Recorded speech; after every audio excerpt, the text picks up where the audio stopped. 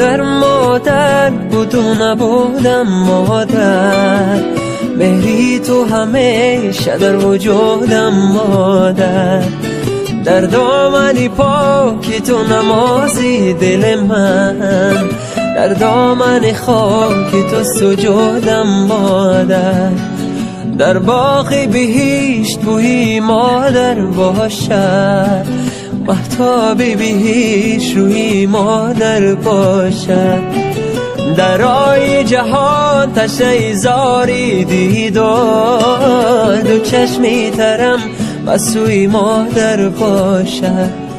ای مادری چون اگر به یادم برسی، چون آتشی سوزان به نهادم برسی، ای کاش به دو جهان رسد فریادم، ای کاش در این جهان به دادم برسی.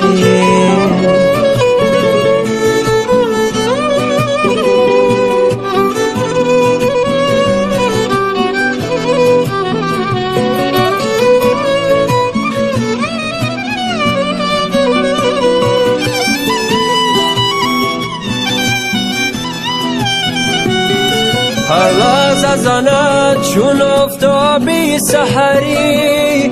پیشی نظرم مادری جان جلوه کری، هر لحظه از آنت چون آفتابی سحری، پیشی نظرم مادری جان جلوه کری، با دست ساتش از سیف شکیدن،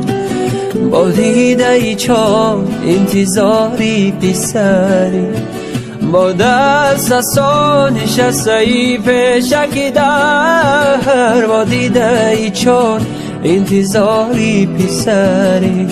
ای مادری جان اگر به یادم برسی، چون آتشی سوزان به نهادم برسی،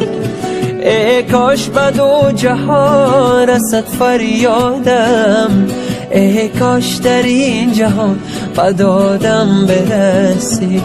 ای مادری جان اگر به یادم برسی، چون آتشی سوزان به نهادم برسی، ای کاش به دو جهان رسد فریادم،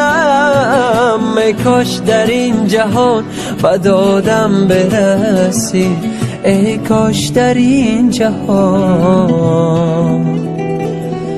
به دادم